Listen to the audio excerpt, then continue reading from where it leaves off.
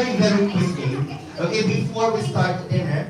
And let's try to check, and I'll try to test you guys if you know our baby really, really well. Baby Jasmine, okay?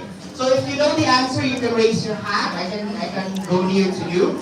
Or pwede yung tumayo, and then you can come here. And we'll see. These are trivial questions about baby Jasmine. First question.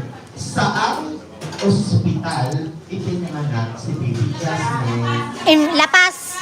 Di ba sabi ko ganyan? Ako tumaas ang kamay. Infanta Sofia.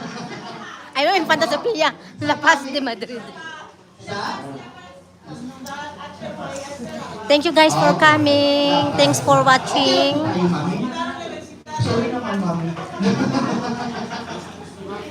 Thank you so much sa 28 million viewers in the house. We are now